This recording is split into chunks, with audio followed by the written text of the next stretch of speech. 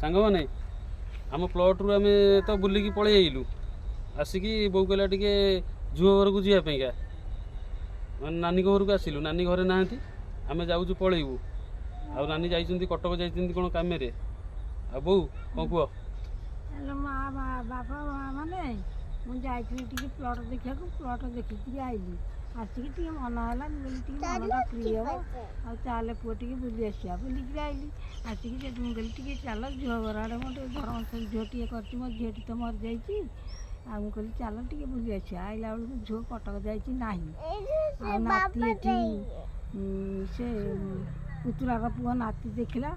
ସେଠୁ ଡାକିଲା, ପୁଅ ଡାକିଲା, ସାନ ପୁଅ ଡାକିଲା। ସେଠୁ ଆସିକିରି ସେ ପୁଅ ଟିକେ ଫଟୋ ଉଠଉଛି। ଆଉ ସମସ୍ତଙ୍କୁ ବୋଉ କ'ଣ କହିବୁ? ଆଉ ସମସ୍ତେ ଭଲରେ ମା ରୁହ, ସୁଖରେ ସଂସାର କର, ଯୁଗରାଜ ଭୋଗ କର। ଈଶ୍ୱର ତୁମକୁ ଭଲରେ ରଖନ୍ତୁ। ଜଗନ୍ନାଥ ପ୍ରଭୁ ରୋଗ ବୈରାଗ ଆରୋଗ୍ୟ କରିଦିଅନ୍ତୁ। ଏମିତି ଖୁସି ଆନନ୍ଦ ମାଗିଥାଉ।